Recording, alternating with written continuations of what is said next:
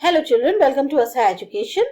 आज हम कर रहे हैं ग्रेड 10 की हिस्ट्री बुक से chapter 2 the nationalist movement in Indo China, इसके क्वेश्चन आंसर्स और इसकी एक्सरसाइज। ये पार्ट 1 है, इसमें कुछ क्वेश्चंस कवर कर रहे हैं।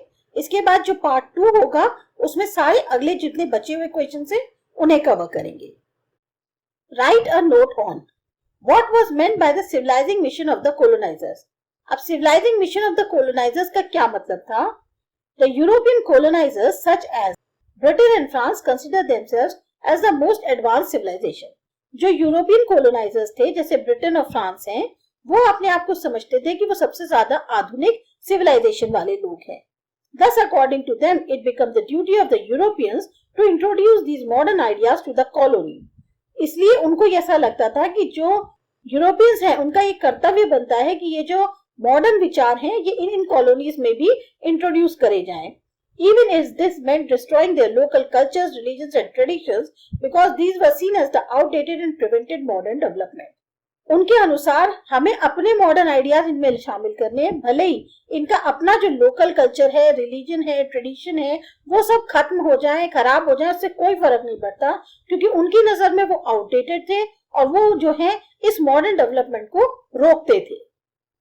Hyun Fuso was the founder of the popular anti-colonial religious movement Hua in 1939. तो जो ह्यू फुनसो थे वो एंटी कॉलोनियल जो रिलीजियस मूवमेंट चलाया गया, काफी पॉपुलर हुआ था, उसके फाउंडर थे 1939 में। This movement stuck roots in the fertile Mekong Delta area and served as an inspiration in arousing anti-imperialist sentiments. ये जो मूवमेंट था इसकी जो जड़ें थी वो मेकोंग डेल्टा से शुरुआत हुई थी और ये एक इंस्पिरेशन के तौर पे काम कर रहा था और जो एंटी इंपीरियलिस्ट सेंटिमेंट्स थे उनको जगाने में। Hugh Funso propagated reform of social evils like sale of child and brides, gambling, alcoholism, opium addiction, etc.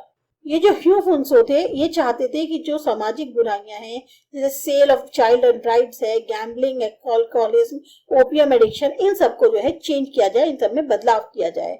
The French government tried to suppress the movement, declared him mentally unstable and put him in an asylum. जो French government थी उसने क्या किया, इनके movement को दबाने की कोशिश करी और ह्यून को मेंटली अनस्टेबल डिक्लेयर करके उन्हें एक असाइलम में डाल दिया। In 1941, he was declared sane and was exiled to Laos, and many of the Hua followers were deported to concentration camps. 1941 में इनको बोला गया कि हाँ ये अब ठीक है, लेकिन इनको देश निकाला दे दिया गया लाओस के लिए और बहुत सारे जो इनके फॉलोअर्स थे उनको जो है कंसंट्रेशन कैंप में डाल दिया गया। Explain the following. Only 1/3 of the students in Vietnam would pass the school leaving examinations. ऐसा क्यों था कि खाली 1/3 स्टूडेंट्स जो है वियतनाम में वो सिर्फ जो स्कूल छोड़ने वाले एग्जाम्स है उनको पास करेंगे। This was mainly because the educational institutions followed a deliberate policy of failing Vietnamese students in order to prevent them from qualifying for the better paid jobs. ये इसलिए होता था क्योंकि जो एजुकेशनल इंस्टीट्यूशन थे वो एक ऐसी नीति को अपनाया था उन्होंने कि जिसमें वियतनामी स्टूडेंट्स जो है उनको फेल कर दिया जाए ताकि वो पास होकर एक बहुत अच्छी बेहतर जो अच्छे पैसे मिलने वाली जॉब है उसको ना कर सकें या उसको पास ना कर पाएं। This was done to alleviate the insecurities of the French citizens living in Vietnam, known as colons, who feared that they might lose their economic opportunities at the hands of educated Vietnamese.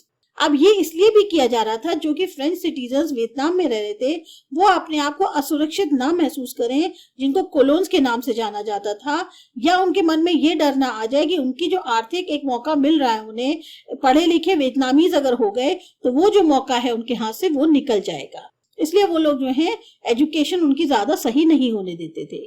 Only the Vietnamese elite could enroll in the schools and most of them were used to educate in Chinese language under the traditional system. सिर्फ जो वियतनामी तबका होता है एक बड़े high level वाले वो ही जो है सिर्फ स्कूल में एनरोल हो सकते थे और उसमें ज्यादातर जो एजुकेशन दी जाती थी वो चाइनीज लैंग्वेज में दी जाती थी और उनके वो भी ट्रेडिशनल सिस्टम के अनुसार। The French began building canals and draining lands in the Mekong Delta. अब जो फ्रेंच लोग थे उन्होंने कैनाल्स और ड्रेनिंग लैंड्स जो होती है वो बनानी शुरू कर दी थी मेकोंग डेल्टा में। The French began building canals and draining lands in the Mekong Delta in order to increase the land available for cultivation of rice. उनका जो इरादा था फ्रेंच का वो ये था कि ज्यादा से ज्यादा लैंड अवेलेबल कराई जाए राइस की कल्टीवेशन के लिए, इसलिए उन्होंने जो है कैनाल्स और ड्रेनिंग लाइन्स जो है मेकोंग डेल्टा में बनानी शुरू कर दी थी। The increase in the production allowed export of rice to the international market and increased French profits. अब इसमें जो बढ़ोतरी हुई उससे फायदा क्या हुआ, राइस का एक्सपोर्ट हो पा रहा था इंटरनेशनल मार्केट में और उससे जो है फ्रेंच को प्रॉफिट और ज्यादा मिल रहा था। The government had made the Saigon native girls schools take back the students it had expelled. Government ने क्या किया, जो साइगॉन नेटिव गर्ल स्कूल था उसमें स्टूडेंट्स को वापस ले लिया जिनको उन्होंने निकाल दिया था। The government made the Saigon native girls school take back the students it had expelled because it feared the protest of angry mobs of the student might lead to similar protests in other institutions. Government ने इसलिए उनको वापस ले लिया क्योंकि उसको ये डर था कि अगर ये जो एंग्री मॉब है यानी ये जो गुस्से में भड़के हुए स्टूडेंट्स हैं ये विद्रोह करेंगे और सेम टाइप का विद्रोह जो है और इंस्टीट्यूशंस में ना होने लग जाए, इसलिए उन्होंने उनको वापस ले लिया। By 1920, students had formed up political parties like Party of Young Annan and published nationalist journals. 1920 तक आते आते जो स्टूडेंट्स थे उन्होंने अपनी पॉलिटिकल पार्टीज बना ली थी, जैसे पार्टी ऑफ यंग अन्नान, और जो है नेशनलिस्ट जर्नल्स जो है वो निकालने लग गए थे। The government did not want to provide fodder to such national elements and hence forced the Saigon native girls school to take the expelled students back. Government नहीं चाहती थी कि एक तरह से जैसे ये चीजें और ज्यादा फैले भड़के, इस तरह के नेशनलिस्ट एलिमेंट्स जो हैं उनको और ऐसा मौका मिले कि वो जो है अपना सर उठा सकें, इसलिए उन्होंने मजबूर किया जो साइगॉन नेटिव गर्ल्स स्कूल था कि तुम जो है अपने जो स्टूडेंट्स बाहर निकाले उनको वापस ले लो। Rats were most common in the modern newly built areas of Hanoi. जो नया बिल्टअप एरिया हुआ था हनोई का, वहां पर रैट्स बहुत ज्यादा थे। The French part of Hanoi was built as clean city with wide streets and elaborate sewer system. जो फ्रेंच पार्ट था हनोई का वो बिल्कुल साफ सुथरा शहर बना था, चौड़ी चौड़ी सड़कें थी और एक बहुत ही बड़ा सा सीवर सिस्टम भी बनाया गया था। Adjacent to this French part of Hanoi was a native quarter which do not have such facilities. अब बिल्कुल इसी के ही पैरेलल जो है एक तरह से या इसके बगल में जो है फ्रेंच पार्ट के हनोई के नेटिव क्वार्टर्स थे, यानी जो लोकल लोग होते हैं उनके क्वार्टर्स थे और उनके पास ये सब सुविधाएं मौजूद नहीं थी। The refuse of the old city was drained into the river and during rains or floods it overflowed onto the streets. जो पुराना शहर था उसकी जो गंदगी थी वो सारी नदी में आती थी और जब बरसात होती थी, बाढ़ आती थी, सारी सड़कों पर ये पानी भर जाता था। Unfortunately, a large sewers in the new city were excellent breeding grounds and travel networks for rat. अब ये जो बड़े बड़े सीवर बने थे नए शहर में, ये बहुत ही बढ़िया ब्रीडिंग ग्राउंड थे या ट्रैवल नेटवर्क बने हुए थे चूहों के लिए। Hence they could often enter French homes through sewage pipes. और इसी वजह से बड़ी आसानी से वो जो है सीवेज पाइप की मदद से फ्रेंच लोगों के घर में घुस जाते थे। Describe the ideas behind the Tonkin Free School. To what extent was it a typical example of colonial ideas in Vietnam? क्या विचार थे टोंकिन फ्री स्कूल के, और काफी हद तक हम कहते हैं कि वो एग्जाम्पल था कॉलोनियल आइडियाज जो चल रहे थे वियतनाम का के अंदर उसके जैसा। अब कैसे कह सकते हैं? The main objective behind the establishment of the Tonkin Free School was to provide to the Vietnamese Western style modern education. ये जो टोंकिन फ्री स्कूल चलाया जा रहा था इसका मुख्य उद्देश्य ये था कि जो वियतनामीज हैं उनको वेस्टर्न स्टाइल सिखाया जाए, वेस्टर्न स्टाइल की मॉडर्न एजुकेशन जो है उसको सिखाया जाए। This include classes in science, hygiene and French. अब इसका मतलब क्या हुआ कि क्लासेस साइंस की भी हो, हाइजीन की हो, फ्रेंच की हो। Such classes were held in the evening and had to be paid for separately. इस तरह की क्लासेस जो है वो शाम को होती थी और उसके लिए आपको अलग से पे करना पड़ता था। Also, it was not enough to inculcate knowledge of science and Western ideas. इतना ही काफी नहीं था कि आप उनको नॉलेज दे दें साइंस की या वेस्टर्न आइडियाज जो है वो उन तक पहुंचा दें। It was also considered a prerogative for the Vietnamese to look modern. ये एक जरिया था जिसकी तरीके से वियतनामीज को थोड़ा मॉडर्न किया जा सकता था। The Tonkin Free School encouraged the Vietnamese students to keep short haircuts, unlike the traditional practice of keeping long hair. अब जो टोंकिन फ्री स्कूल था उसने जो है एक तरह से वहाँ के जो वियतनामी स्टूडेंट्स थे उनको एनकरेज किया कि आप शॉर्ट हेयर कट रखें, बड़े बड़े जो ट्रेडिशनल तरीके से लंबे लंबे बाल रखते हैं उसकी जगह शॉर्ट हेयर कट रखें।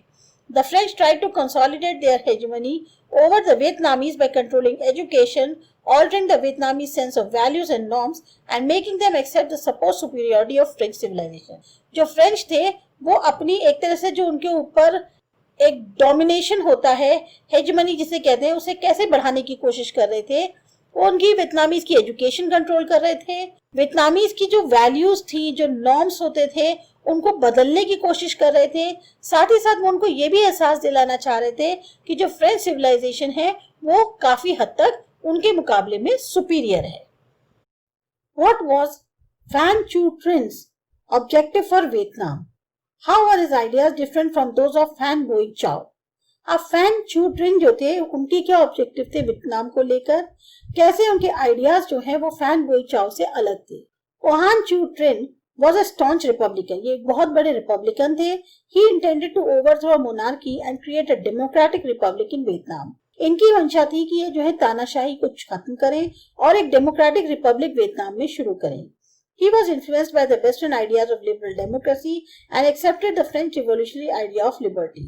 ये काफी हद तक जो वेस्टर्न आइडियाज थे लिबरल डेमोक्रेसी के उससे प्रभावित थे और एक्सेप्ट किया था कि फ्रेंच रिवॉल्यूशनरीज के जो एक तरह से वो आइडियल थे उनके लिए लिबर्टी के पॉइंट ऑफ व्यू से। However, at the same time, he accused the French of not following this ideal and demanded that the French colonial government set up legal and educational institutions in Vietnam and invest in the development of agriculture and industry.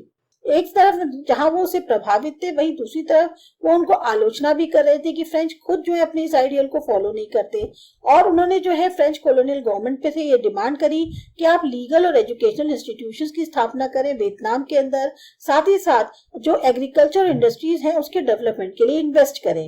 Phan Boi Chau, on the other hand, was a revivalist who placed a premium on Vietnam's sovereignty. अब fan बोई चाओ जो थे वो एक revivalist थे। He considered modern Vietnam's break of cultural link with China as a major loss. उनका ये मानना था कि अगर चाइना से जो एक सांस्कृतिक तौर पे जुड़ाव है वियतनाम का, अगर वो टूट गया तो एक बहुत बड़ा नुकसान होगा। He wanted to use the monarchy to drive out the foreign rulers and restore nation independence. वो ये चाहते थे कि तानाशाही जो है वो उसका इस्तेमाल करके फॉरेन रूलर्स को बाहर हटा दें और फिर नेशनल इंडिपेंडेंस को हासिल करें। As position not at all agreeable to Phan Chu Trinh. और ये जो बात थी ये फैन चू ट्रिन को बिल्कुल पूरी तरह से एक्सेप्टेबल नहीं थी।